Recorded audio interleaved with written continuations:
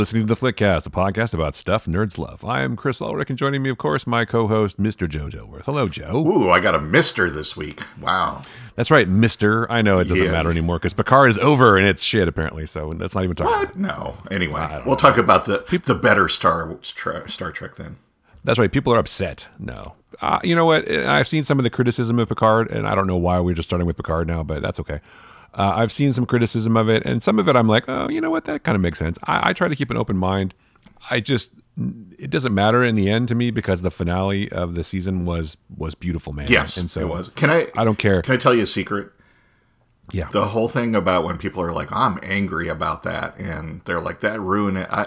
I don't understand that reaction. Unless the only time that I can see where you're angry about something that was produced or just like livid and it's ruined your life would be if you were like the director or writer and they completely like butchered what you were doing. I can see being angry about that, but I don't understand. And I'm not saying this as those people are stupid, but I don't know that I've ever watched anything where I just became enraged or like, as people say, I was literally yelling at the screen. I was like, turn it off. I guess I just don't understand that reaction.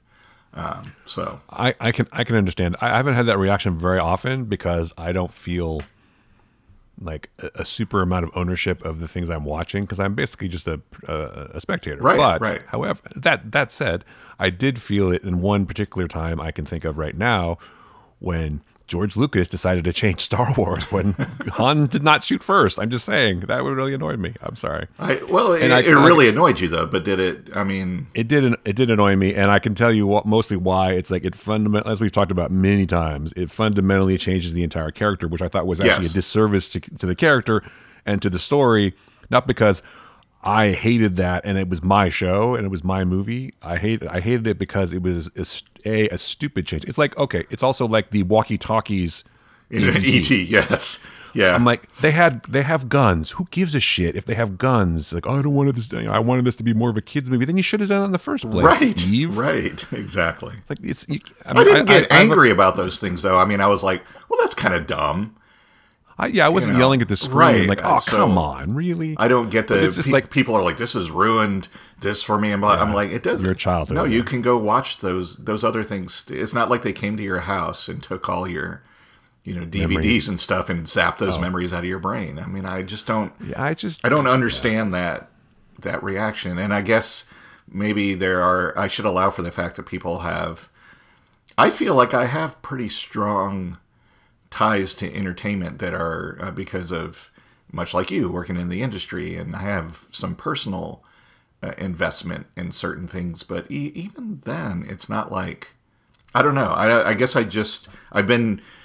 say this in trying to understand that kind of reaction. I mean, like, there's so much more going on in life that, if you don't like it, just don't watch it. I wonder if it's a case of we're just seeing it more because maybe these people had that reaction, but now we have to hear about it because of the internets and of Twitter and whatever. And now people can be mad online, and we have no choice but to. Well, I mean, we have a choice. We don't have to read it. But I think a lot of it is showmanship. I don't think people, because I want to go to people. I'm like, you didn't really react that way. You're just saying that because it gets you attention, right? I mean, maybe that's some of it. Maybe that is some of it. I mean, I'm sure there are people who have extreme reactions to things. They really, really care, and they really, really are true fans, whatever, quote unquote. Trademark. And it does bother them. Maybe they have more visceral reaction to something than I do. I'm also older too, and I'm mellowed out about that kind of stuff. I mean, the walkie-talkie thing was just stupid to me. That was dumb. But to Spielberg's credit, he included both versions on the DVDs and stuff. So. He was not, but it's like I think what really bothered me about all of it when it first started was Lucas just changing everything, which seemed to be just for the hell of it because he could, It's like I'm gonna change these stories now because I can do whatever I want. I'm the Grand Wizard of Star Wars, which is like the stories were fine. Why? It's like, oh well, I wanted to finish them. This is what my always intent was. No, it wasn't, dude. You didn't have an intent back then. No, so, and anyway. I do think that part is. I still kept watching. Yeah, I do think it's stupid because, well, in Lucas's case, not only did he digitally enhanced new special effects and stuff for the special editions, but he literally did. Like, the previous versions were not releasing them, we're putting them in the vault and you'll never see them again. Yeah, and I was like, exactly. Well, that's stupid, because I for one would like to see a 4K, Blu-ray of the original Star Wars trilogy as we saw it then, not the special editions. But I'm also not like, it hasn't ruined my life, and I'm not like spending my waking hours, lamenting that we don't have that and petitioning for it. I don't, especially when the argument is, well, it wouldn't really happen that way in Star Trek. I'm like, none of it would. It's all made up. it's like, no, it's true. It's true. And that brings us, that's actually a good transition point to Star Trek Strange New Worlds, because even Akiva Goldsman and other people involved in the show, I think maybe it was Kurtzman, I can't remember if it was Goldsman or Kurtzman, but they're like, well, is this going to be a canon? Is this show going to be canon? It's like, well, it's loose canon, I guess is the word, or whatever. Because there are some things already in Strange New Worlds which are slightly different than the way they were depicted in like the OG series and things like that. But that's fine, because people like Uhura never really had much development. Yeah. And Sam Kirk was a dead body played by William Shatner. Spoilers if you haven't seen that movie or that episode of the original series from 1967. Yes. Yes. I think it was called Operation Annihilate, maybe. Yes. I can't remember what it's called. That is correct. That was it.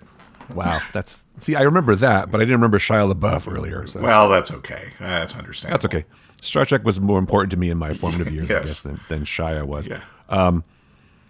So yeah, let's touch on. No, we're not doing that anymore. This is New Hollywood. Oh, I'm sorry. New Hollywood. Yeah, exactly. So, love the first episode. Still loving the second episode. Yeah. I love the fact that they got Uhura and Spock together.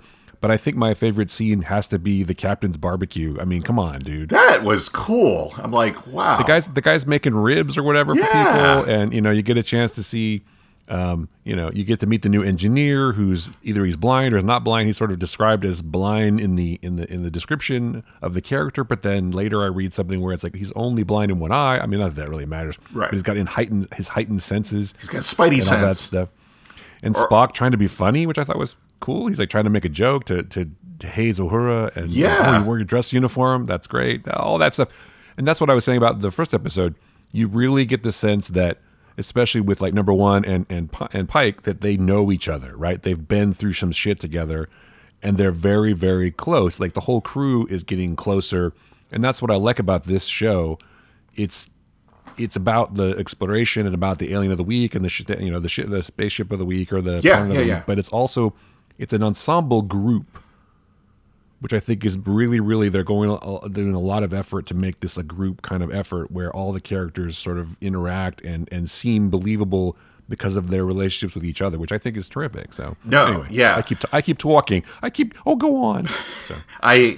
I think they have found an excellent balance between episodic and serialized on the show. Because as you pointed out, each week, and they've committed to that, each week is like, exploring strange new worlds. We'll have a different encounter each week, but at the same time, they still have at least the character and interpersonal parts of it are continuing and serialized. So there's no big red reset button at the end of each episode like it was for the original series, and to the certain extent Next Generation. But yeah, I like exploring the characters. A couple things of note for me. First, when Uhura was talking about her grandmother, I was immediately like, oh, well, they got to find a way to have Nichelle Nichols play that. I know she's kind of retired from acting and she's had some medical issues, but she at least needs to have a picture of her grandmother at some point, and needs to meet Nichelle Nichols. I mean, come on. Really? That would be a perfect opportunity. The other thing I'm kind of noticing, other than we get some cool depth to Samuel Kirk, which is kind of interesting, but Spock is kind of the Kirk and Riker of this show. He is quite the ladies' man. He's got he gets engaged. No, he gets engaged in the first episode. He's got Chapel flirting with him. He's interested in Uhura. I mean, come on. Do you think he's interested in Uhura? I think so. Yeah. I don't know, man. I think that they just, it's like the thing about canon. It's like Chapel definitely was interested in Spock. Yes. In the original series. So I think they're kind of carrying that forward a little bit. It's sort of an homage to that. But I mean, if you think about it, Chapel was not exactly a fully developed character in the original series. I mean, she got some episodes about her, a little bit, but not too many. And she kind of was a glorified like hand shit to McCoy kind of person. I mean, you can make the case that that's what nurses do, I guess, or whatever back in the day. But she didn't get a lot of development. The idea that she's very capable and very, has her power, whatever you want to call it, I think is a great way to mix up the character. And that she's like, Mr. Spock, yeah, she's. I mean, that actress is great. I think she's gonna blow up after the show. Yes. I would say almost like the breakout, maybe. Although Cuba Gooding Jr.'s daughter, whose name it totally escapes me, and I feel terrible about that, but she's awesome too. She was doing a really good job. I think everybody's actually doing a really good job. Yeah. But yeah, I like the fact that they're keeping that together with her and Spock. But I don't think that Spock is gonna.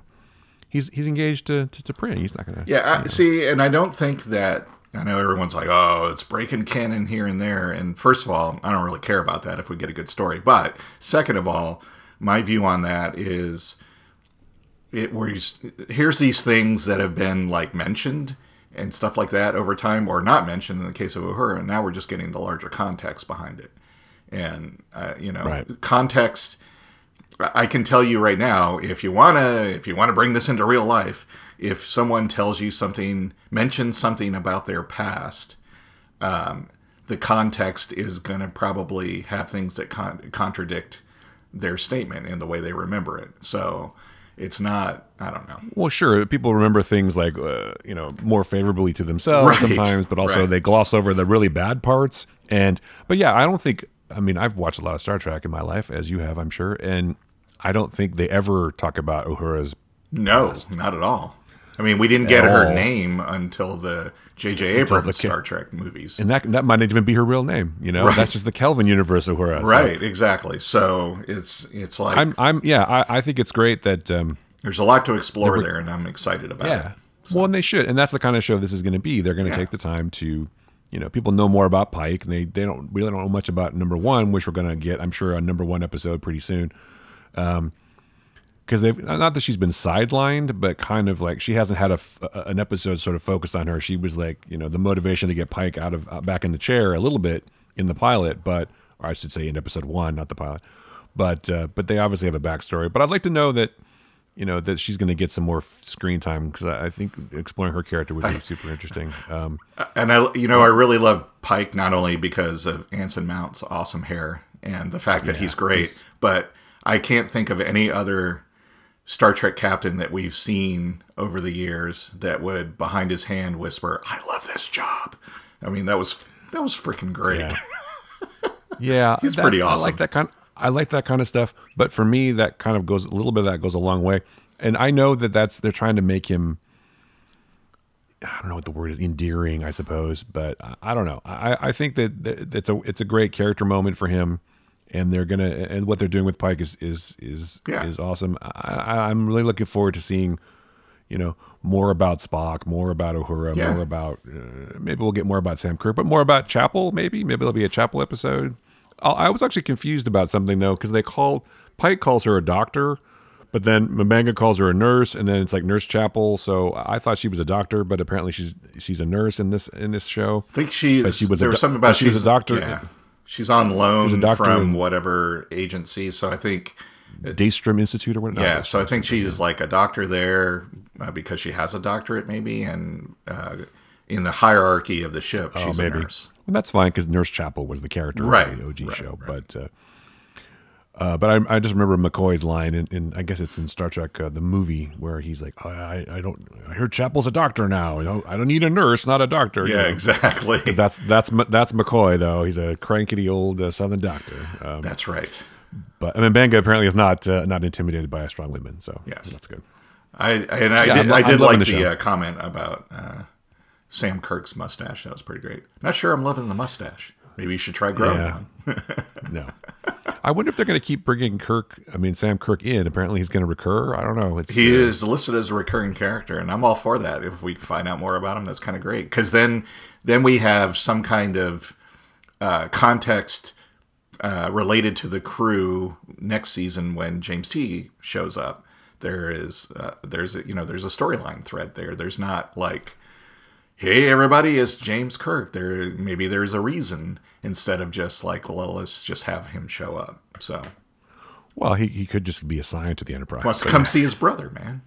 So that's true. He's that kid who beat the Kobayashi Maru. I don't know. That's weird. Exactly. Well, I'm trying to think about in the original show, Kirk had a brother, obviously, which we should only meet when he's dead. But in the Kelvin universe, I think that kid that is walking on the street when Kirk drives by in the Corvette, I think that's supposed to be his brother. But the question is, it must be his stepbrother, right? Because in that universe, it would be. Yeah, his dad got blown up. So he didn't have... Well, he could have still had an older brother, but who knows? But I don't know if it matters because his older brother wasn't in Starfleet or whatever. I mean, is it canon, Chris? Because this will ruin it for me if it's not. So. No, and I think that one of the things they're doing in this show, they're not really dealing with the Kelvin universe very much. It's more like we're going to go back to the Prime universe. Although I would like to see Spock with a goatee at some point. Yes, here's what I want to see happen with Samuel Kirk because it'll enrage everyone and it'll be a nice little twist. If they make it so in conversation we find out that Sam Kirk was the one to actually reprogram the Kobayashi Maru for James. That would be awesome. Oh, that's funny. Yeah, that would be great. Which would be great if it turns out if he was like some kind of computer guy or something. But if he's astrobiology or whatever. So which follows the reason he goes to the space station.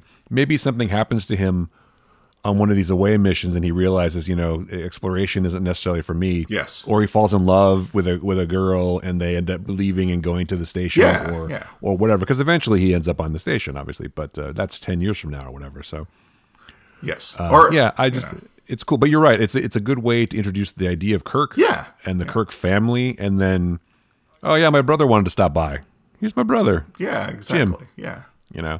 Hey, Jim, nice to meet you. Hey, Jim. Yeah. Hey, Spock, this is Jim Kirk. Hey, how's it going, man? That kind of stuff. So there'll be a meet cute for Spock and Kirk at some point, right? Oh, and then Spock will hear stories about Sam's younger brother, Jim, and go, oh, I kind of like that guy. So yeah, because what's Kirk's ship before the Enterprise? I can't remember. Because he's a hero at some point. He does something to save it. I think. Farragut? Is it the Farragut? Yeah, I can't remember. He talks about it a little bit. Kirk talks about it a little bit. But even if you think about it, even in the original series, you still didn't get a lot. You got some backstory about Kirk. I'm from Iowa, only working out of space. But you get some, but not a ton. And you don't get a lot about Spock. I mean, Spock's betrothed during a muck time. He's got to go fight whatever.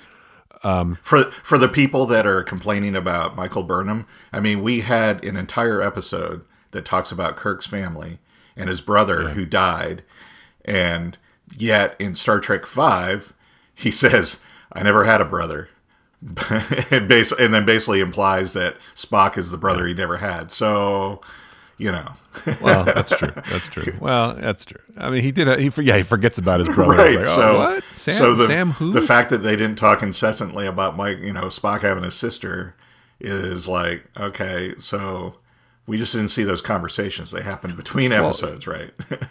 He didn't talk about Michael because it's classified. Right. What happened to her. Exactly. So he can't, if you believe that. So it's like she disappeared and went 1,000 years in the future with Discovery, right? Yeah. So they're not allowed to talk about According it. According to everyone else, she died, right? So.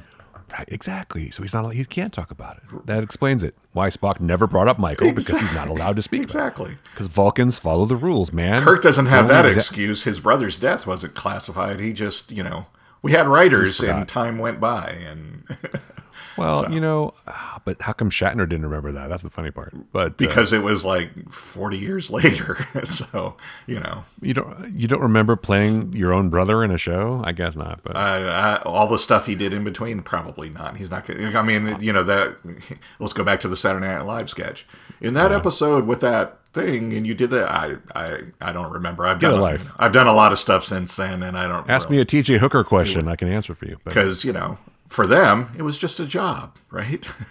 Well, it was just a job that resulted in them being billionaires. Well, sure, but that... I mean, Shatner's done okay for himself, I'm sure. Yeah. But, I mean, he had another series, and then he had another series, and, And I bet somebody on the crew, probably more than somebody's on Star Trek V, are like, hey, there was an episode where Kirk had a brother, and probably everyone was like, we don't really care. Let's just do the story. Let's just get this done. Forget it. He's rolling. Yeah, exactly. So... Well, that's okay. Kirk gets killed in the next movie. Sorry. That's right. No, 2 movies later.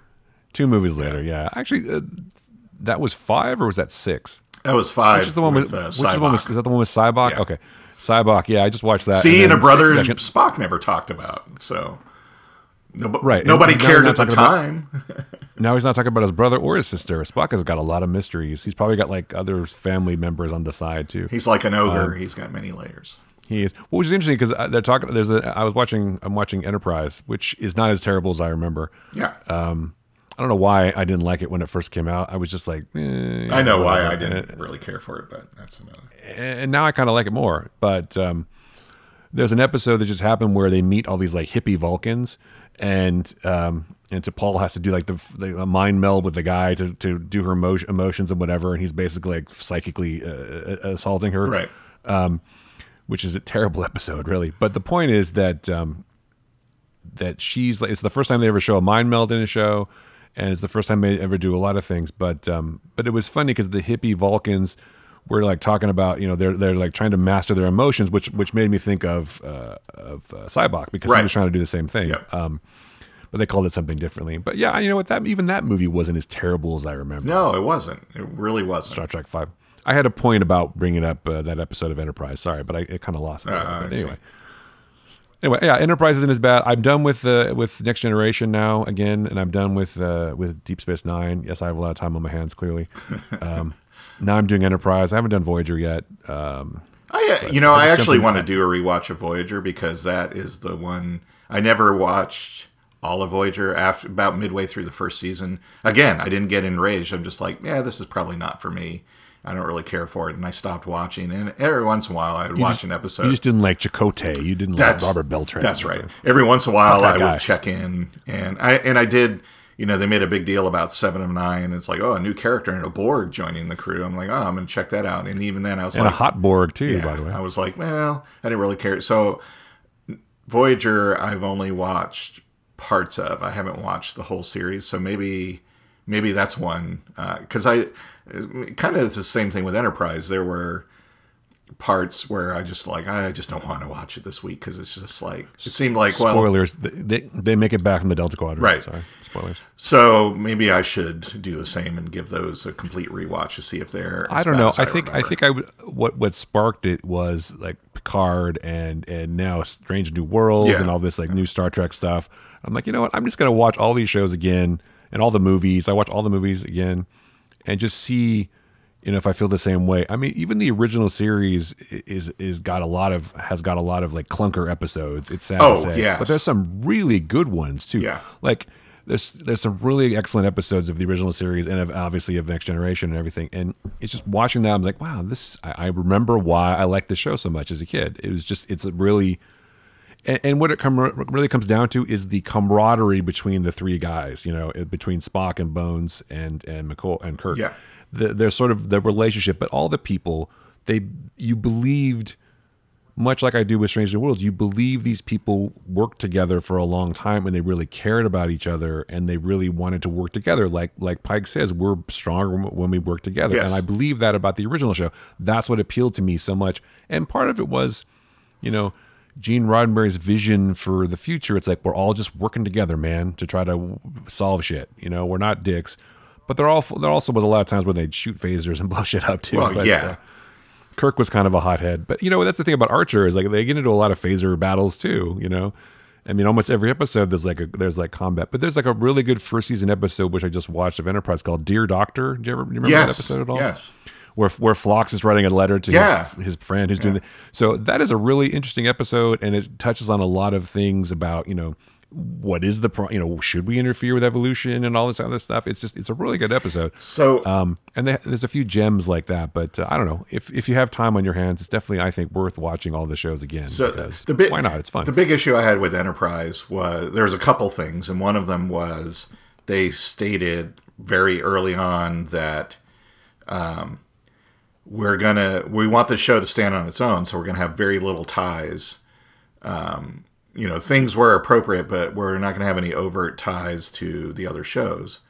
Which I was like, then why are you making a prequel? Because that's in kind of. They changed the name of the show to Star Trek. Yeah. So it's like that. So they were like, we're gonna stand on our own, and then over time they realized that's not what people want. They want this actually to tie into other things. And so they did well with that in later seasons, especially the final one, but it was probably too little too late. The other thing that I was really annoyed with was the whole temporal Cold War thing, and that just kind of, it was like it was like that was added to the show as something that, hey, this would be really cool and this would give us some opportunities, and they just never did anything with it. It was just like, oh yeah, every once in a while we got to check in with that, and then they never really resolved that. They were just like, okay, we're done with that storyline, and it was like, well, okay. Well, maybe they would have resolved it, but then there was a lot of writer and showrunner turnover.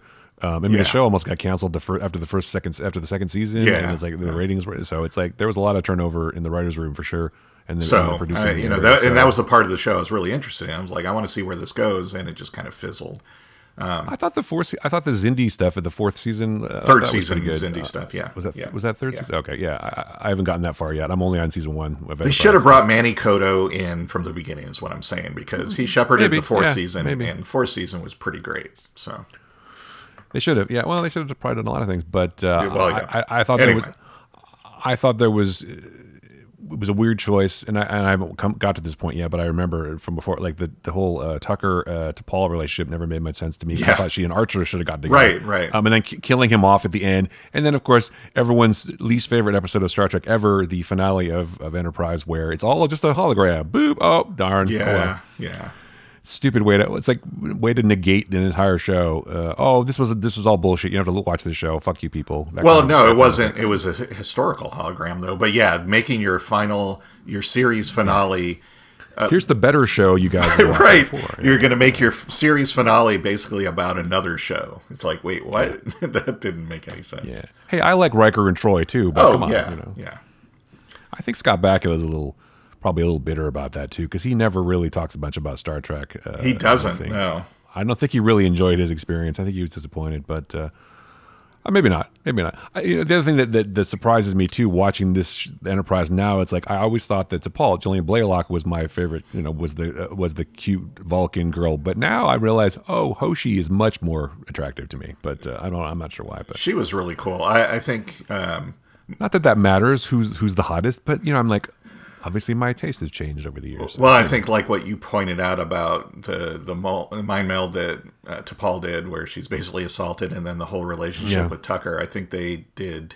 I don't think they wrote T'Pol very well. I think they could have gone a different way and made her a much better character. And it's not any fault of Jolene Blaylock, because I think she did the best she could with what she had. I just think it was like, like you said, we have this hot Vulcan. Let's play that up, kind of like what they did with 7 and 9 on Voyager. It's like, let's put her in skin tight suits, and let's use her as our to amp up the sex and stuff on the show. Even in episodes like where there's no reason for it, like in this one episode I watched in the first season, they got stuck on her, and Hoshi and Reed got stuck on a Klingon vessel. And when they finally come back, they're in the decom chamber, right? And they're all sitting there in their outfits. Or lack thereof. And I know why Reed didn't want to get up, because he's not nearly as buff as Tucker, but that's not the point. The comm goes off, and they're like, I don't want to get up. And they finally get, and T'Pol gets up and walks. She has to get up and like prance across the room and go to the comm. See, that's what I'm saying. Seriously? Yeah.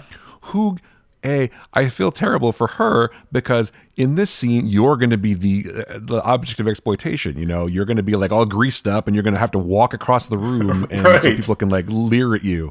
And I was like, it stood out to me. I'm like, what? Because Reed was literally sitting right there. He could have just reached up with his arm and pressed the button, but they made her get up and walk across. It's like, didn't they, whatever thing it was, that Vulcan sensory thing or whatever that she needed Tucker's help with, that got them close? Wasn't it like, and we have to be naked for this? It was like, wait, what? Right. And you have to, in the first episode, they're rubbing gel in each other. Come on. I'm just like, I don't know. Who's the writer and producers? I mean, I know who they are, that are like, hey, we're going to make it so we're going to introduce this Vulcan thing, but they have to be naked to do it. And we're going to have T'Pol. And everyone's like, let's do it. It's like, what? Yeah, and in her defense, Jolene Blaylock's defense, I think she does a good job actually with the material. Oh, she absolutely does. Trying to develop a character, And in this episode where the emotions are like more closer to the surface than whatever, she's doing, I think, an excellent job dealing with that. And her character, I think, gets more interesting as the show goes on.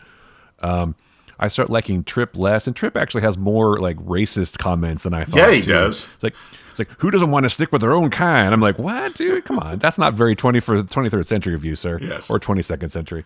But yeah, I like him less. I like Reed more now than I did before. I think he's more interesting.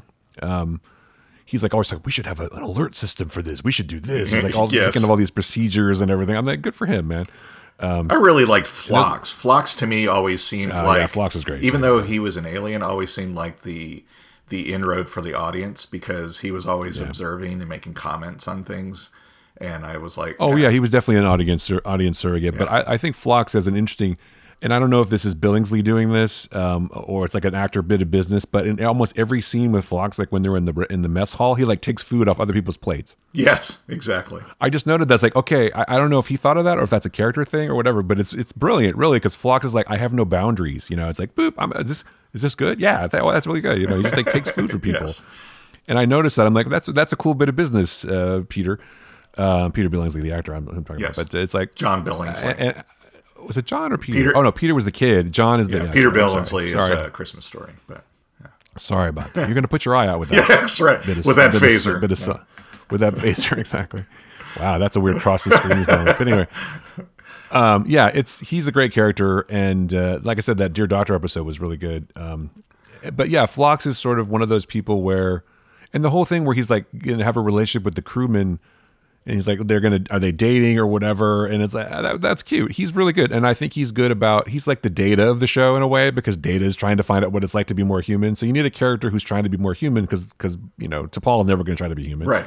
So yeah, he was great. And I'm really enjoying the first season. I mean, there's some terrible episodes like where Reed and Tucker get stuck in the shuttle was a pretty stupid episode, but and their acting is not terrific when they're like pretending to be drunk and pretending to be cold at the same time. It's like, I feel bad for these guys. They're like having to shake their bodies for like 20 minutes in this scene that never stops. Well, I think, especially the first season, my big thing with it was when I could go, when they did the pre-titles like teaser, and I could tell from the teaser, this is what type of Star Trek episode this is going to be.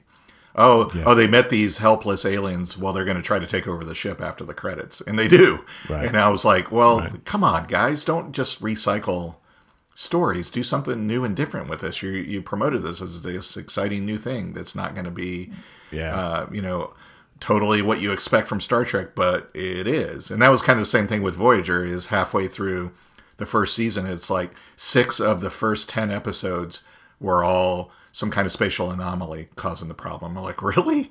I mean, we're in a different quadrant, and it's just going to be spatial anomalies again? Really?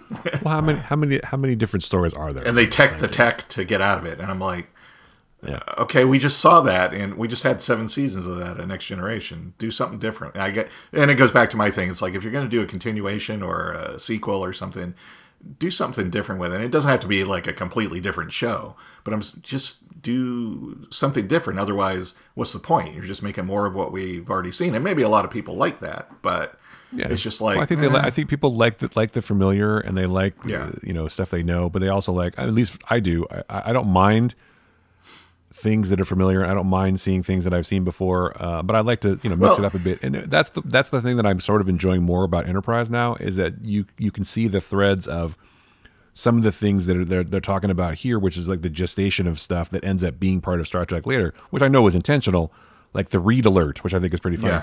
Yeah.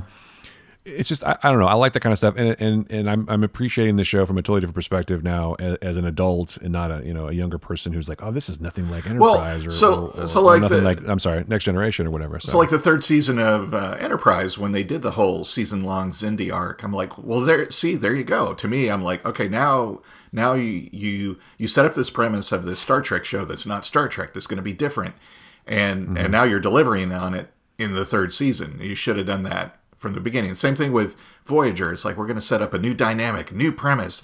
They're in a quadrant, away from everything we've ever seen before, but you're going to do the same stories, except the aliens have different makeup.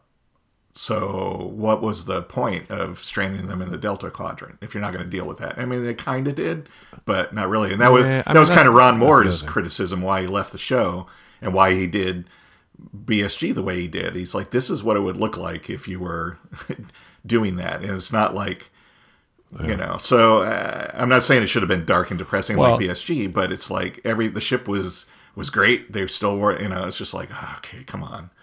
So yeah, Ron Moore left Star Trek for a lot of reasons, but that was one of them, I'm sure. But he also had a relatively public feud with somebody else. Yeah. But anyway, so anyway, that was the reasons why I don't have good memories of Enterprise and Voyager. But maybe I should revisit them and give them another chance. But yeah, I wanted to go to Enterprise next, and then I'll go because there's only 4 seasons. Yeah. It's not that hard. It's not that hard. And then I'll probably do Voyager last. I just.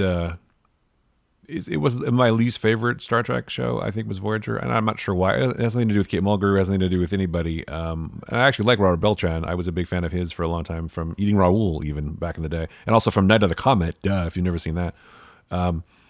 But yeah, I mean, it was okay. It just didn't. Maybe it was the same thing like that's going on now with Star Wars. Like maybe there was just like Star Trek fatigue. Oh, another show. Maybe they were right to cancel Enterprise and like let it rest for a while because there wasn't a new show for a long time until Discovery. Yeah, right. Exactly. So it's like let's let it go. People are watching this too much, or they don't care as much.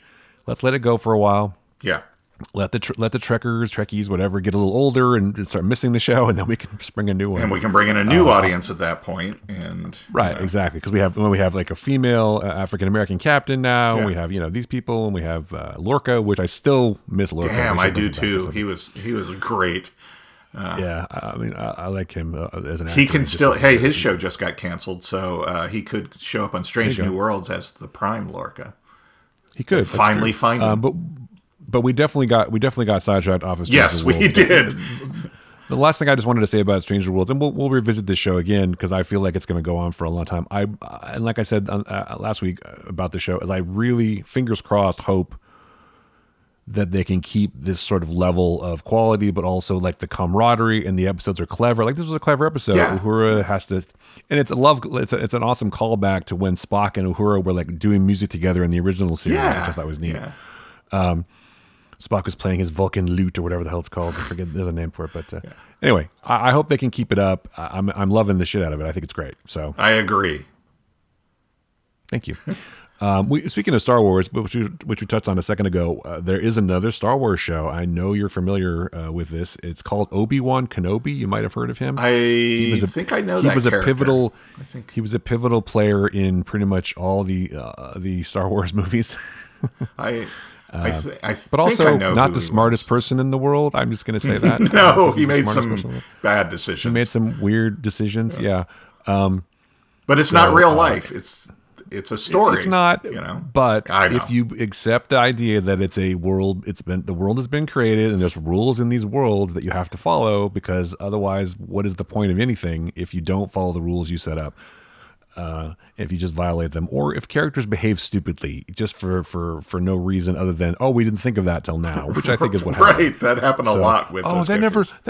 That never occurred to me that would happen because I didn't think of this story until 20 years after the first one. So, anyway, I love Star Wars. There's no two ways about it, and I think Obi-Wan Kenobi is an amazing, interesting character, and Ewan McGregor I think is great as Obi-Wan. I mean, I think he's a terrific actor, and I like him as a person too. But I don't know. I'm optimistic, but cautiously optimistic about Obi-Wan. But I just wonder how they're going to make it all work. I know what the story is. Basically, they're trying to find all the Jedi and kill them. Yeah. There's an awful lot of yelling in the trailer. You can't escape him. Like, who's she talking about? Is she talking about the main Inquisitor guy, or is she talking about Darth Vader? I don't know. Even Owens is yelling in the latest trailer. It's like, man, Owen just seems angry all the time. It's like, fuck, you should, like, you trained his father. Fuck you, Obi-Wan. Well, they dumped a kid on him and said, hey, take care of him. And he's like, damn it, really? Take care of your distant relative. Yeah. I mean, well, they are related, right? I mean, it's his real uncle. Oh, that's true. Wasn't he? Well, technically, I mean, his mom was married to Klieg Lars for about 5 minutes. That's right. Klieg. Good old Klieg. Or Clegg or Klieg. I don't know. Whatever. Let's just call him Clegg. Yeah, I think Clegg is a better name. Old Peg Leg Clegg. Yes. I feel like just from this trailer in particular, it seems like the gist is that Obi-Wan is trying to hide his true nature as a Jedi. But I like the fact that like, Jedi can't help but interfere, and that's absolutely true. They just can't. Yep. They can't stop meddling with the universe. So he'll get outed at some point, and there'll be a big fight. But I don't know. It's nice to see Star Wars again. After I'm going to be honest, the sort of bad taste after Boba Fett. Which the more I think about it on retrospect was not a fantastic show, but it's just it's unfortunate. It was fun. I don't have any bad taste from it, and I don't dislike the sequel trilogy. Did it land? No, but no. I don't hate and I don't dislike if you take each of the 3 movies on their own. I think they're fine films, and I enjoyed them as a trilogy and a storyline. It's like things didn't quite track there, so that didn't work. Yeah. But I think individual movies they're totally fine. Okay, well, agree to disagree on that.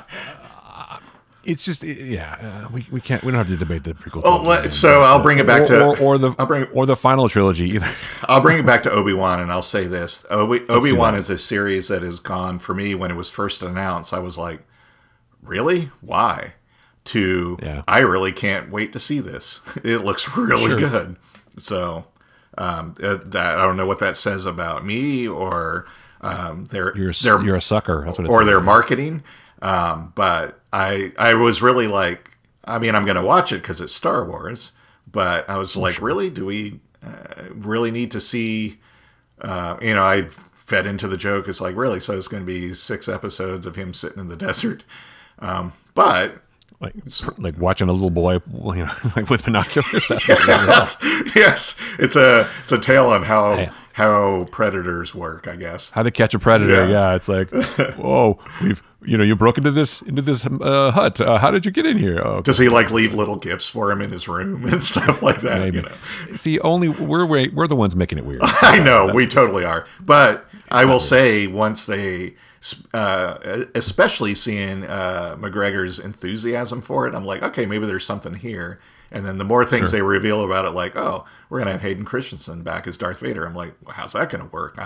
Instead of going, well, that's stupid because that violates canon. Because I was more like, I'm intrigued. How will that work? I want to see this. And then when we started getting footage and pictures, I'm like, okay. And now, after this last trailer, I'm like, yeah, I definitely I'm on board, and I'm very excited. So, there you go. Exactly. Yeah, I mean, it's hard for me not to love Star Wars. So yeah. I think the idea of the Inquisitors is an interesting part of Star Wars, and the idea that Vader wants to wipe out the Jedi, I think, is interesting. And I love Rupert Friend, the actor, as the Grand Inquisitor. I think he's going to be great. They all look really good. Yeah. I'm happy to see a lot of these things, and it's cool. I mean, Joel Edgerton is actually I guess a bigger actor than I thought they'd get back for Owen Lars, which I think is cool. But I guess they just gave him some money or whatever. But it's nice to see him and Ewan McGregor. They're probably gonna have some good scenes, and we'll get to see more about Owen and why he's the way he is. But I wonder how I wonder how this fits in with. I guess we'll find out about how it fits in with Star Wars, where he's like, the wizard's just a crazy old man. I mean, he really knows that for sure now. That guy's a fucking weirdo. So yes, now they know each other more, which I guess if you think about it, they would maybe know each other if Obi-Wan has been there the entire time. Yeah. But of course, in Star Wars, Obi-Wan's a lot older than Ewan McGregor. Yeah. Although they give him some gray in this. So. Well, so is Luke. Yeah. I mean, Luke grows up. I mean, this looks like it's Luke when he's a kid, right? So that's what, 20 years? How old is Luke supposed to be in Star Wars? I thought he was like 18, but maybe. Okay, so it's like 10 years later or something, because he's probably like 8 in this show. But anyway, I'm excited. You know what? I cannot be upset when there's actors that I like playing characters that I like with lightsabers. I cannot be that upset. I'm with you. I mean, it's like, come on, so. So just watching this, what do you think will be sort of the gist of it? I mean, will we see, do you think, Obi-Wan and Darth Vader fighting again? And will Hayden Christensen appear without the Darth Vader costume? Because again, what's the point really? I don't know. I kind of feel like what's the point of bringing him back if he's going to just be in the costume? Because that could have been anybody. Yeah, no, I think he absolutely has to be out of the costume, because I agree with that. When they said, "Oh, he's going to come back as Darth Vader," I'm like, well, that could be anybody. And much like, I mean, if Boba Fett and Mandalorian have taught us, most of the times, if it's someone with a mask on, I don't think it was Tamora Morrison all the time in the Boba Fett suit, especially in the fight sequences. Same thing with Mandalorian. Oh, no. They already said, basically, when the helmet's on, that's not Pedro Pascal. But so then I'm like, well, then why do you need him for that character if it's going to be in the costume all the time? So that, to me, of course, is, I'm assuming that he's not going to be. And my only thing with that is they can't encounter each other on Tatooine, because that would just defy the law of believability, because well, then he would know that Obi-Wan was there going forward, right? So well, not only would know that, but I'm sure he would sense Luke probably. Right. So if they're going to fight, it's going to be like Mustafar, or it's going to be in space, or it's going to be somewhere else. I mean, I feel like maybe Obi-Wan gets captured by the Inquisitors at some point, and has to be taken in front of Darth Vader, and then maybe they fight. I don't know. I don't know. We'll find out. But I think it'll be that they'll definitely encounter each other in reality, quote unquote. On Mustafar or something like that. But I think there's also I guess there'll be an element of it where either it's flashbacks or some other mechanism, not really dreams or whatever, where Hayden appears. Because even if he was to take off the helmet now, he'd be like horribly scarred and disfigured, right? So, and also would die in a few minutes. Well, right. So there's some other element to it that obviously they're not going to tell us, oh, here, let's tell you the whole story before the episode's there. So there's going to be something where it's flashbacks or something. So yeah, for me, that's going to be one of the. Yeah, it has to be flashbacks. Obi-Wan's going to have like he'll be laying in a back to tank, and he'll be having flashbacks. He'll have a mind palace like on Flight Attendant, and there you go. Anyway. No, that's one of the things that's going to, I feel like, either make the show. It's going to not make or break the show for me, but it's definitely going to be a problem for me if they do something where it's just like we brought Hayden Christensen back just to put him in a suit. Right. There has to be something that happens in the past, and there has to be something. But yeah, you can't bring Darth Vader to Tatooine. You can't do that kind of thing. So anyway, I know, again, as you always say, it's just not real, but it is real. No, I agree with you. And I actually, part of me wants this to be kind of the redemption of not only Anakin Skywalker, but kind of the redemption of Hayden Christensen, because I think he unfairly gets a lot of flack for how lame Anakin was, and he's gone on to be a really good actor. And if this is all to like kind of help redeem him in the eyes of anybody, I'm all for that, and I hope they do it carefully and do it well. So yeah, I would say that George Lucas's strength was not really working with actors so much. It was more like, because if you think about it, like all of his movies, the actors that really stand out are the ones that probably don't need a lot of direction. Well, he made Sam Jackson look boring. How do you do that?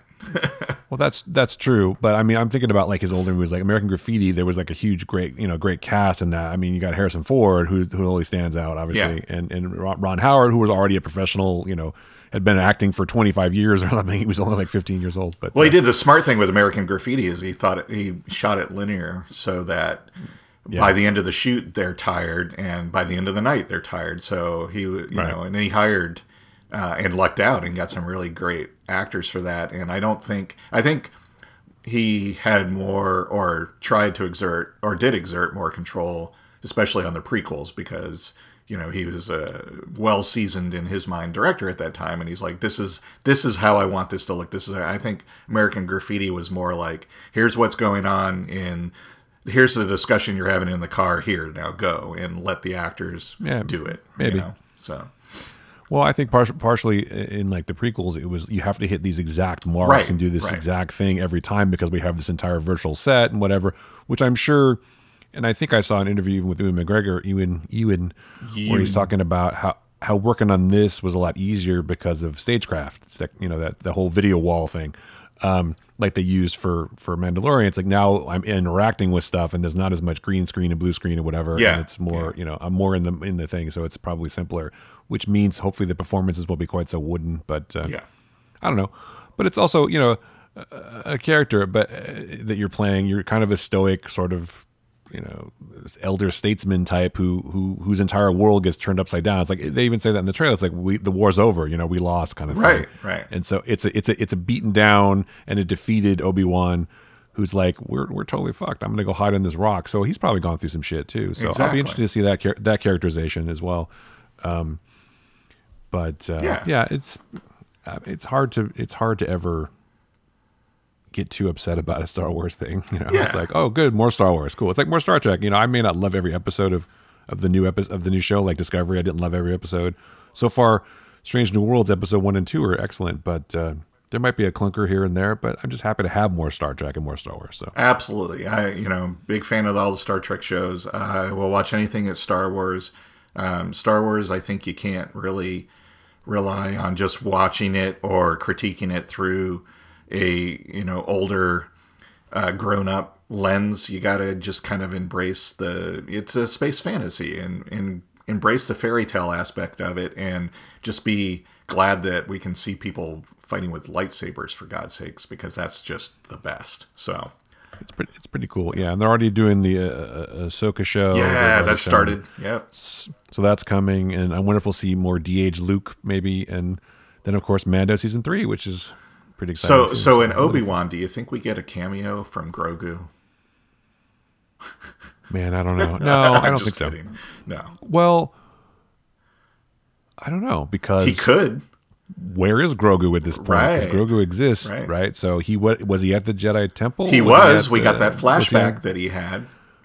So what happened to him? Yeah. But he's not going to be on Tatooine. But what happened to him? Is he dead? I hope not. No, because he's got to be alive for later, after the trilogy for Mandalorian. So he's somewhere. That's true. He is alive during that time, so he's around. Well, I guess we'll see, won't we? Yeah. It will ruin it if they don't. It'll ruin it for me if they don't at least acknowledge it. I'm just kidding. Someone will have a picture of Grogu. Obi-Wan will have a picture of Grogu on his mantle. Yeah, I was watching something. What was I watching the other day? Somebody was criticizing the Star Wars, shockingly, talking about how the guys making the shows now hate the old stuff, and they hate George's. They hate George's. They say that about Star Trek as well. They hate Star Wars. Star Trek and hate Star Wars. And like, no, they don't. And one of the points was that George specifically said that they had there was no zippers, there was no buttons in space, and no glasses, which I thought was an interesting argument, because like in Mandalorian, one of the characters has glasses. I'm like, yeah, well, maybe the character has glasses, but I think George's idea was that it would make it timeless, right? Right. It's a different time and in the future or the past, it doesn't matter. I'm like, well, you could look at people's haircuts and know that it's not right now. Yeah. Nobody has that kind of, wavy, hair, whatever. If you really wanted to give people, memorable haircuts, you just shave their heads or something. But like you did with THX, I suppose. But, yeah. Anyway, I just find those kind of nitpicky arguments stupid. I find them stupid. Sort of tedious. But although this particular thing did have a few good points about Mando, or about Boba Fett with the guys on the scooters, I thought that was a stupid part of the show. The people making Star Wars and Star Trek do not hate the thing that they're making. No, they don't hate the thing they're making. They just hate the original. No, they don't. George Lucas is. They don't. Yeah, they do. Filoni hates Star Wars, man. No, I'm kidding. He's just hate making these shows for the money. Kathleen Kennedy hates Star Wars. Some people's kids, man. Anyway, I don't know that. Yeah, really. I don't know that Kathleen. I don't know Kathleen Kennedy, so I don't know what kind of a person she is. But I would bet that she is more about money. I don't know. That's her job, though. That's her job. No, I know. So I agree. And J.J. Abrams, not necessarily in it for the fans, but I think Filoni and Favreau are. Yeah, I think they're fanboys from way back. So I don't think anybody should make anything of a franchise for the fans, because then it'll be fucking terrible. Yeah. Anyway, sorry. Although, it's okay. I will say that I was disappointed to see a photo from Ahsoka where you can clearly see that it's Robert Rodriguez directing the pilot. Oh, like, yeah, that's a little disappointing. That's a shame. Well, his Mandalorian episodes weren't terrible, but the Boba Fett ones he did were just bad. His Mandalorian episode was one of the weakest. That's true. So yeah, that's a little disappointing. It's a little disappointing, but it's hard to make Rosario Dawson do anything badly. So. Sure. she's terrific. So anyway, all right. Well, I'm excited for Obi-Wan Kenobi. It's Star Wars, and we'll get more Star Trek. Do you want to talk about speaking of weird shows featuring unusual people? Outer Range is an Amazon show with Josh Brolin and a bunch of other people whose name is the ever reliable Will Patton is also in this. Also great in the show. Yes. We won't spoil Outer Range for you too No, much, I don't want to. It's hard to talk about without spoiling, but I don't want to. The premise is he finds a hole on his a void. Farm, a void yes. that goes somewhere, and all kinds of weird shit happens. And then he meets some woman, this hippie, who wants to camp on his property, and then, like you said, Will Patton and his weird kids. Yeah. Riding their scooters or whatever, not scooters, but their ATVs, and like all kinds of weird stuff happens. And one of Josh Brolin's sons, who's only like 8 years difference in real life, but that's okay, rides a horse to try to become a rodeo champion, and his other son is like a weird, sort of I don't know, has some issues because his wife left and disappeared. And the characters are all like super interesting, and they have like weird sort of quirks, and they have like weird mysteries about them and stuff. And you find out a lot of stuff about them, especially about Josh Brolin's character. Yes. Which I love the fact that I did not see that. No, I did not either. I thought there was something unusual about him, but I didn't think it was that unusual. Yeah. Because that little bit of whatever you get when, he gets his glimpse of the future, or whatever you want to call it. I don't want to spoil it, but it's just, that was a kind of almost in some ways a MacGuffin, right? It was, a red herring. Because that's not. Well, maybe it is, maybe it isn't. Because now that we find out what the twist is, yes, at the end it could happen, I guess. But yeah, I love Will Patton, and the one character that also kind of broke out for me was Will Patton's character's younger son, which I thought was a super interesting guy on the show, the singing kid. Yeah, there's something up with him too. So he's Well, I don't know. Is there? Well, maybe he's very interesting as well. You're right. He's like breaks out in song, and seems to be like the gentle, kind son, but maybe not, because he's it's always the quiet one. Yeah. So anyway, I like all the actors. I think they're all really good. I like all the characters. Lily Taylor as Lily Taylor, she's terrific, amazing, and that's a different role for her. It is, but I couldn't help but thinking about her when she played. I don't know if you watched this on HBO, the Perry Mason show. Oh yeah. She played the religious mother of that character, of the girl who ended up being an orphan. Anyway, I can't remember her name, but you know what I'm talking about. Who's going to be She-Hulk? The name escapes me, but she was kind of in some ways similar. It was a little bit similar because she was very religious, but then as many people in this show do, I'm sure, question the nature of everything. Right. So it's like, but yeah, it's just the idea that people would have this sort of empty void somewhere, which I think is kind of funny. It's like, well, it's kind of useful. Yeah. Yes. As it turns out, when you can put things in it, and and maybe they disappear. Maybe they don't. Well, yeah, it doesn't quite happen the way you think, I guess. Well, it's that's what I like about it, though. It's like it doesn't exactly. It's like what happens. It's one of those shows like Severance where after it was over, I was like, wow, what is going to happen now? And I really want to see the next season. I want more information, and I want to see what happens. So I'm hoping that there'll be an Outer Range season 2. I'm sure there will be. I hope so too. And it's a phenomenal show. I was intrigued by the premise, and I was like, well, and everyone kept describing it as Yellowstone meets Supernatural, which is not quite accurate, but I can see where people would get that. But I was hooked from the first episode. I'm like, geez, this is really good. And it doesn't. It's a mysteries wrapped in conundrums and all this, but it doesn't feel, none of it feels, in my opinion, none of it feels forced. And it was interesting to see how things unfold and revelations as the season progressed.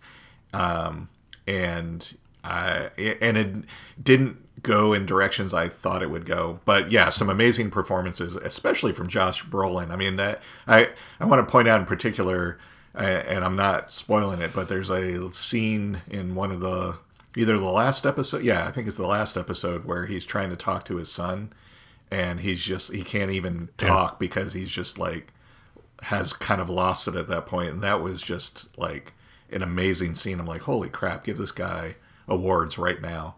And he's always been a very good actor. But I feel like he's really come into his own and really showcasing what he can do in this show. So, yeah, he's good. Imogen Poots, I think, is awesome as the hippie. Yeah. And then I like one of the questions I had though. There's this scene when the brothers come looking for their other brother, right, to the house, right? That some of that felt weird to me, and it's like if people come to my house in the middle of the night, I'm not going to be nice to them. No. Well, they were trying to hide something at that point. No, I know. That kind of it was a little weird, but that's fine. And it's just I think they were just trying to get him out of there. You're right. It just felt a little bit forced. There was a couple of moments like that, especially with the one brother. I thought he was. If I had any weak links in the show for acting, his acting was kind of weak. The older brother. The Tillerson. Oh yeah, the non-singing one. The non-singing one. Yeah, he was not as good. Yeah. I mean, he was just like playing. He has one note basically. It's like I'm indignant. Yeah, exactly. I'm a snotty brat. That's my character. I want all my stuff and I want it now. I want all my stuff. Yeah, exactly. And I mean, somebody needs to be that, but it's just like whatever. And to be a contrast to the other brother who's the quiet one. It's like they have that great scene when he's hugging him, and he's like telling him. I know, whatever. And it's like I've seen it. This guy's he's like, this guy's a psycho, man. Exactly, or whatever. He's gonna fuck some shit up, and he does, maybe. And even doing that, he's still like very even, and it's whoa, this guy is not someone you want your main characters around because things could go awry very quickly. And then later towards the end when you have the big sort of reveal, it actually makes it's funny how much sense that makes. I know about why that character is the way they are after seeing how it all started. Exactly. Yep. you understand why they might have issues. Yeah. So yes, exactly. It does come around nicely. I was told and it's hard to sometimes pull these kind of shows off. And leave any mystery or leave any, twists unsaid, which is why I'm happy that they were able to do it. And again, I keep thinking about Severance too. It's like the same kind of thing where there was a lot of things that you didn't see coming, and really good twists, and they make you want more, which is I think the point of good entertainment, good shows. Yes, you want to find out what happens. I was talking about Yellow Jackets the other day with somebody, that show about all the girls the soccer team that gets in the plane crash and a lot of weird stuff happens. That's the kind of show like that too, where you don't really know how it's going to go necessarily, and by the end of the first season, you're like, "What? That's not how I thought this was going to happen." This, I will say, Outer Range was not quite like that for me because I kind of figured there was some, what was going to happen, and that was more easily discerned. Right. But the main sort of twist was not. Right. That was a good twist that I didn't see coming, so that was cool. Yeah. Anyway. We can't really. That's your pick today too, right? Because we're going to go to. It is going to be my pick, and I'll say that. Okay. So yes, we can go into picks, and I'll say Outer Range is definitely my pick. I feel like we've been lucky as nerds and geeks that we've gotten a plethora, and we just talked about them, a plethora of shows recently, like in the last couple of years, like Outer Range, Yellow Jackets, Severance, The Man Who Fell to Earth, that's still going. Things like that, whereas in years past, we would have a Lost, and that would be the show for 5-10 years, right? And then you'd have something else that was like that. Now we're getting, thanks to the nature of streaming, we're getting a lot of those shows, but more importantly, they're being well done. They're not just like, oh, let's do this crazy mystery show. From is another one that's like that. That's like, in fact, some of the people from Lost are doing From, and that's a great show, and that was renewed. And so, as a fan of that type of storytelling and those kinds of shows, I'm very happy that we're getting a lot of those. And then by the same token, all of them seem to be done very well. But Outer Range was really great. We've talked before, I'm a huge Western fan. So the fact, and any kind of like modern neo-Western, I'm a huge fan of. So the fact that they've kind of mixed neo-Western with kind of like noir mystery and a sci-fi element and even some mysticism, it's done really well and it's just really compelling. And I just enjoy the show a lot. And so I really hope it gets renewed. And I'm very excited to see where they go with it if it does. So there you go.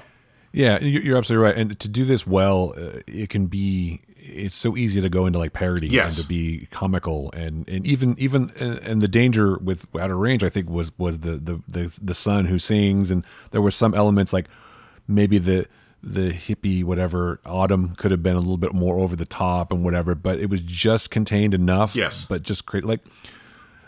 And almost, they really did a great job. I think towing that line or threading that needle or whatever you want to, whatever metaphor you want to use. But they do a good job. And there's like one scene when Autumn, I'm talking about the parking lot scene at the motel. Yes. Remember when? That almost I think went over the edge a little bit. But it also, by that point, you've been with these characters long enough to know that's probably how they would act. Yeah. Yep. Because they're kind of weirdos in a way, right? So they would kind of act weird like that. It almost pushed me out of the show, but it didn't, because they had paid their dues or whatever. They developed it enough over time, over the episodes. Yes.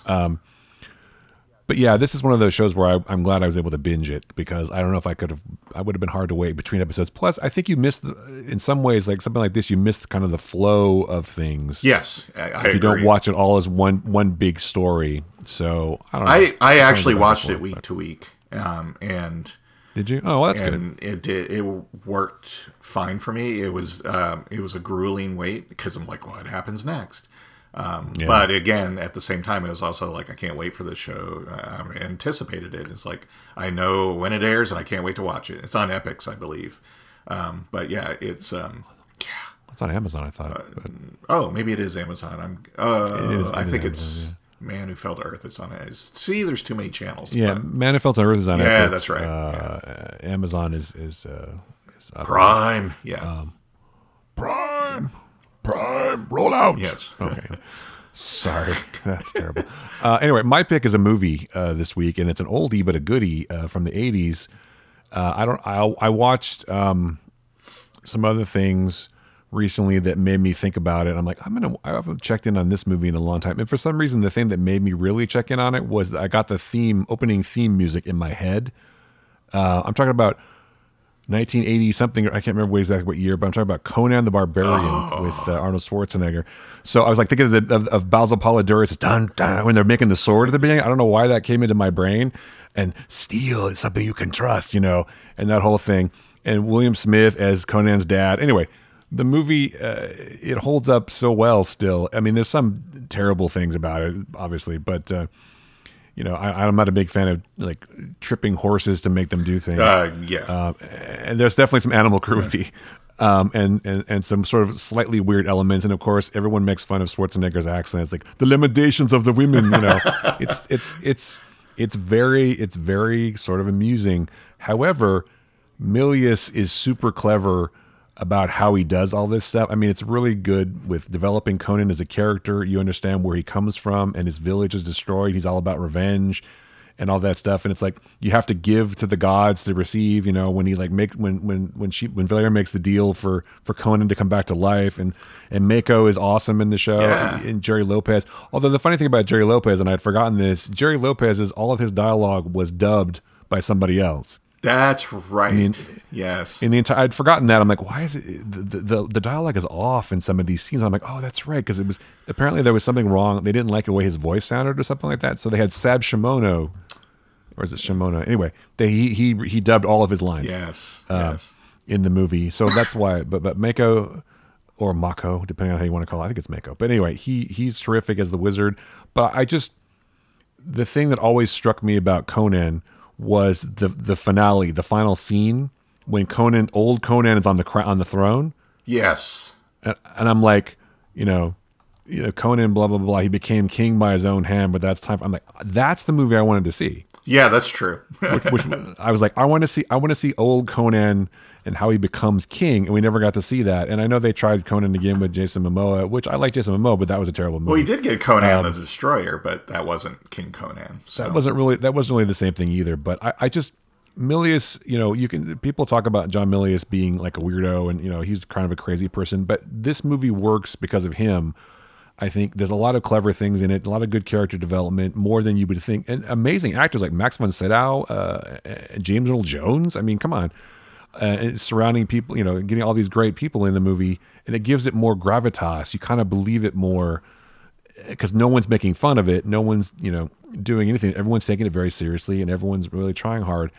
And it's just there's some things that don't work, but it's just I liked it a lot as a kid, and it's.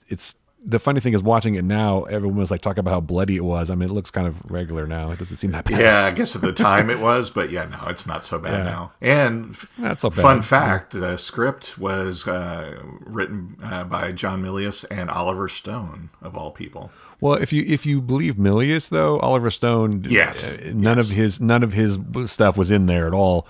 Except for like one or two things, but Milius has got a big ego, just like Oliver Stone. Yeah, exactly. But yes, and Arnold Schwarzenegger at the peak, I would say, at the peak of his physique and the peak of his sort of, this movie blew up and he became, huge because of this. And then, obviously his career did okay after that. My favorite Milius film is not the one anyone would think would be anyone's favorite, and that's Farewell to the King. I love that movie. Oh yeah, I thought that was really. A lot of people panned it and think it's terrible, but I really, really like that movie. But anyway, yeah. Milius is an interesting cat. I mean, there's a whole documentary about him that's definitely worth watching. 1982. I'm sorry, was the year that Conan came out. So I was, we were kids basically. We were babies then. Yes. But yeah, if you haven't seen Conan in a while, it's cool to go back and watch it with sort of an 80s nostalgia in a way, and just realize that the movie actually, it works really, really well. And it's a great origin story for the character, and it's just I don't want to say fun because it's kind of dark in some ways, but it is sort of fun too. And the fights are pretty good. I mean, everyone did their own fight stuff and everything. It's a cool popcorn movie, and it's awesome. Yes. So, yeah, the first. Oh no, he directed a movie called Dillinger, Wind and the Lion, then Big Wednesday, and then Conan. So he did. Isn't Jerry Lopez in a lot of his movies? Jerry Lopez is in Big Wednesday. I mean, Jerry Lopez is a very famous surfer who's still alive and makes his own boards. Well, he and Milius were surfers together, so I think. Right. Yeah. I think Lopez shows up in several of Milius's movies. So. I'm sure he does. Yeah. But he's got definitely some interesting. Yeah, Farewell to the King, Flight of the Intruder was the last movie he ever directed. It looks like. But he still wrote a few things. He wrote Clear and Present Danger. Yeah, he hasn't done anything in a long time, which is unfortunate, I think. But. Well, I think he's got medical issues. Well, that's a shame. Yeah, it is. Well, he's old. Well, true. He's like, I hate to say that, but I guess he's only like 78. Yeah, that's not bad. So. We should do a John Milius deep dive at some point. Yes, absolutely. And talk about his career. But if you haven't seen that documentary about him, it's super interesting. So I enjoyed it. But anyway, that's my pick, Conan the Barbarian. Find the Flickcast at Spotify and Apple Podcasts and all the other places you find podcasts. Joe and I are on the socials at What Joe Writes is Joe, and I'm at Chris Yu, and also Ulrich Picks at Instagram, and the Flickcast is at, of course, the Flickcast at the Flickcast at all those places. And we still have a patreon.com/theflickcast, and we still have our Discord with Whiskey and Waffles that we're doing. Yes. I'm writing again more long form stuff, not just at the Flickcast, but I have a new site which is at Medium, because I thought that would be an interesting place to try it. Nice. So it's chrisu.medium.com if you want to check that out. And Joe, you got a book coming out, right? So that's I do have a book on the Stargate franchise I'm co-editing. Yeah. That is actually when this episode airs, the book will be out. So there you go. So there you can find it on Amazon. It's Unauthorized Off-World Activation Exploring the Stargate Franchise. So go find it. It's great. That's cool. And you're still 3D printing things. I saw you 3D printed your. What did they call it in Space 1999? It wasn't a laser. They called it a sidearm. I think. I don't. Just a sidearm. Okay. Basically just a sidearm. It's a gun. It didn't have a cool. It didn't have a cool name like phaser. Yeah, exactly. Or blaster. No blasters. Yes. But yeah, I still remember they always showed the close up when they flipped it from stun to kill, right on the little thumb switch. Exactly. So yeah, that turned out well. If you haven't seen Joe's 3D printing stuff, I don't know if you follow him on Instagram or whatever, but you can check it out because his 3D printing stuff's cool. Yeah, so. It'll need a lot of post work done on it still, but I'm quite pleased with it. So I'm working on speaking of Optimus, I'm working on Optimus Prime now that actually transforms. So nice. We'll see how that works. That is cool. Yeah. For Joe Dilworth, I'm Chris Ulrich. That was the Flickcast. Thanks so much for listening.